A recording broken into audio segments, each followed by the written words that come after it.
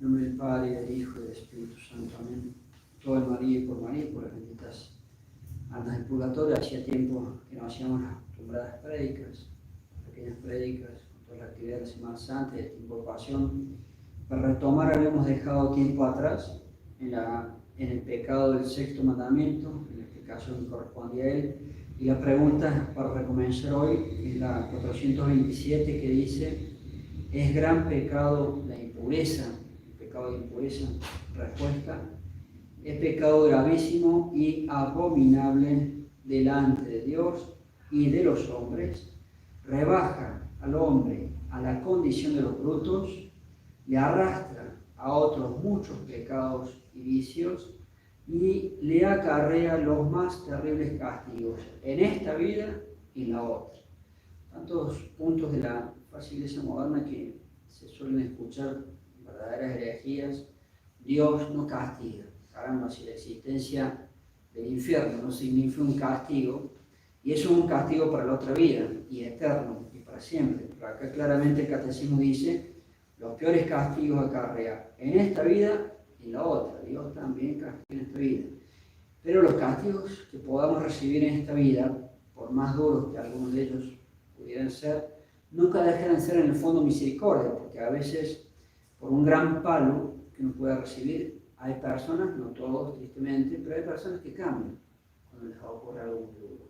Si están llevando una mala vida y tienen una advertencia muy fuerte de Dios, un castigo que les pueda suceder en esta vida, más de un cambio. Entonces, en esta vida, si bien algunos castigos pueden ser duros, en este caso está hablando de los castigos que merecen los pecados de impureza, nunca dejan de ser misericordia, porque gracias, y vuelvo a usar la expresión, a un gran palo que uno pueda recibir en esta vida, hay gente que cambia. Y esa realidad de ver gente que cambia después de recibir un castigo en esta vida, en nuestra vida sacerdotal hemos tenido experiencia en nuestra vida de seres humanos. Por otro lado, estamos hablando, decíamos recién, de los pecados de impureza que también acarrean castigo en esta vida. Y recuerdo, ya había traído alguna vez a colación una frase de San Jerónimo, que además es el doctor de la Iglesia, con lo cual implica que tiene doctrina excelente. San Jerónimo dice: los pecados son la causa de la mayor parte de las enfermedades. ¿Alguna vez en ese nexo invisible y misterioso que hay entre nuestros pecados, que son cosas espirituales, y las enfermedades, que son cosas materiales o cosas del cuerpo, uno como sacerdote cree vislumbrar, ¿no?, con plena seguridad, que hay algún nexo entre los pecados que uno puede llegar a cometer y las enfermedades que se pueden llegar a producir después? Pero en definitiva eso se apoya, esa impresión que nosotros hemos tenido alguna vez como sacerdotes, ahí se ve como reafirmada en esa expresión de San Jerónimo. Lo repito: los pecados son la causa de la mayor parte de las enfermedades. Y no solamente eso, seguimos en el orden de los castigos que pueden ocurrir en esta vida, en este caso por los pecados de impureza. Ya sabemos los castigos contra ciudades enteras, Sodoma y Gomorra. Y Sodoma en particular, por todas esas ciudades totalmente volcadas en la lujuria, los pecados de impureza, Sodoma en particular, ya saben que de nuestro español, de allí salió el sinónimo de homosexualidad. Un sinónimo de homosexualidad es sodomía. De la ciudad de Sodoma, sodomía. Vale decir que esa ciudad que fue destruida con fuego por Dios tenía mucho pecado de homosexualidad. ¿Qué diríamos hoy en día? Donde la homosexualidad y el lesbianismo están fomentados al infinito. Y ya llegarán más tarde, más temprano, los castigos de Dios. Pero vuelvo a insistir: cuando son en esta vida pueden ser duros, pero son misericordia, porque uno puede llegar a cambiar. En la otra vida ya no hay posibilidad de cambio, ya son castigos para toda la eternidad. Retomando parte por parte esta pregunta que está excelentemente respondida: la impureza o lujuria, pecado gravísimo y abominable delante de Dios. Primero delante de Dios, porque todo pecado, no solamente este, antes que nada, el pecado es una acción contra Dios. Nunca hay que olvidar eso. El pecado, antes que nada, es una acción contra Dios, contra el orden que Dios exige en el mundo, contra el orden que Dios exige en mi vida, que estuviese arreglada a su santa voluntad y cuando yo peco hago exactamente lo contrario.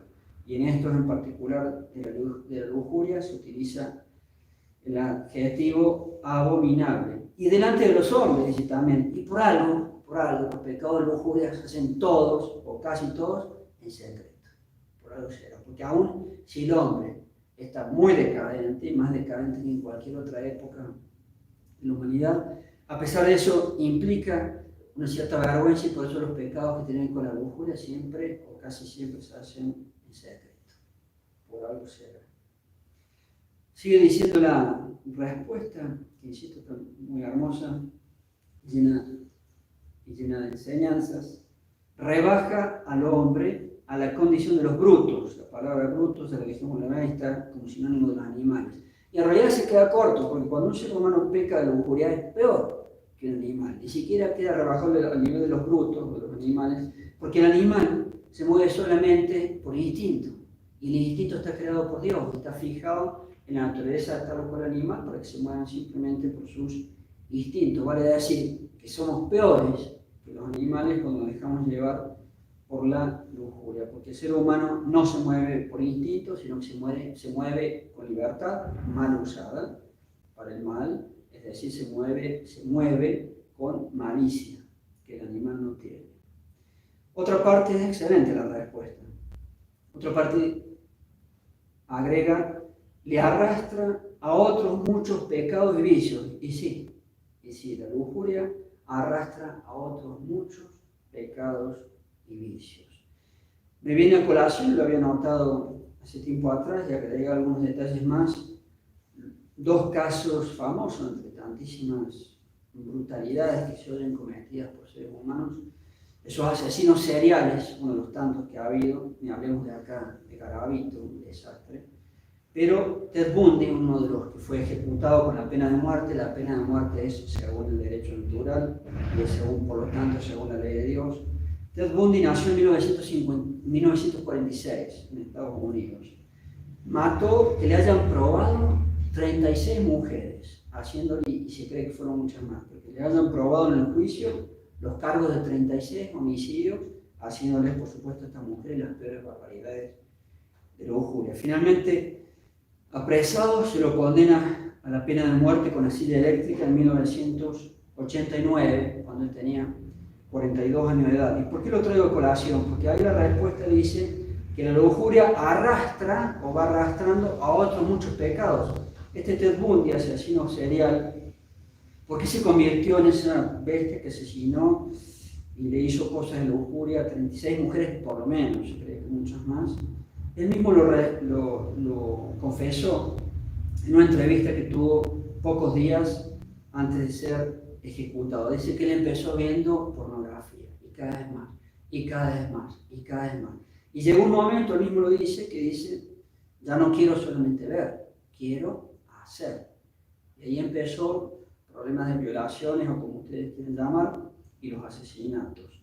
Vale decir que empezó con una cosa, de tan solo, ya manda al infierno, ver cosas de pornografía o de desnudos, pero empezó con pecado a la vista, pasó a las acciones, al asesinato, etcétera, etcétera. Va acarreando y va arrastrando a otros muchos pecados. Un segundo ejemplo, tal vez más aleccionador para nosotros los católicos, el caso de Santa María Goretti. Santa María Goretti fue asesinada en 1902, cuando empezó el siglo XX. Una niñita, realmente tenía 11 años nomás, y estaba por cumplir 12, ni siquiera los 12.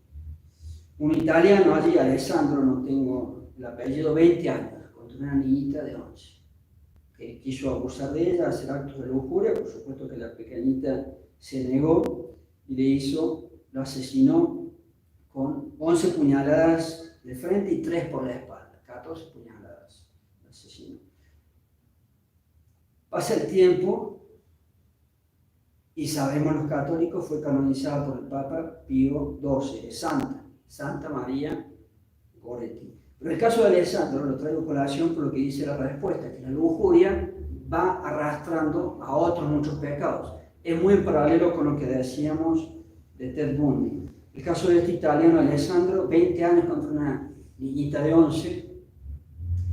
Él dice que toda esa barbaridad que hizo fue porque él empezó con lecturas impuras. Claro, para mí en 1902 no había tanta porquería que se puede ver con tanta facilidad en el internet o las revistas, lo que sea. Él hacía lecturas impuras para la época. Y de esas lecturas impuras le fue arrastrando otras cosas peores. El asesinato de una pequeña niña. Vayan esos dos ejemplos para mostrar cómo sin duda la lujuria va arrastrando a otros pecados peores. Siempre hay cosas peores para hacer.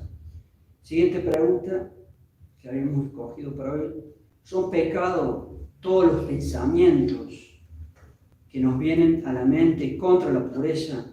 Es bastante común que los otros dicen que están, tal cual alma buena puede estar atormentada con pensamientos de impureza, con pensamientos de lujuria.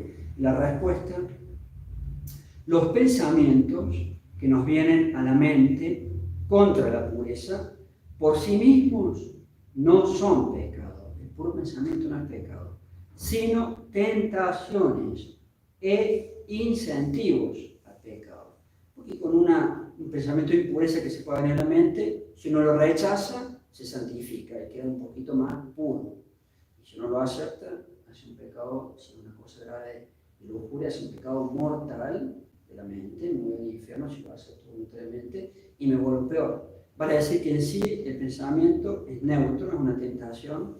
Lo que uno hace con el pensamiento es lo que le da el color moral. Si lo rechazo, quedo más puro y me santifico algo en algún pequeño grado, y si lo acepto, hago un pecado mortal si se trata claramente de un tema de lujuria. ¿Se puede ir al infierno por un pensamiento? Claro que sí. Claro que sí. Cuidado entonces. Hay que ser muy generosos con Dios, y en el mismo momento que se viene un pensamiento impuro, rechazarlo. Y notarán que a veces se borra y a veces no se borra, a veces como que insiste.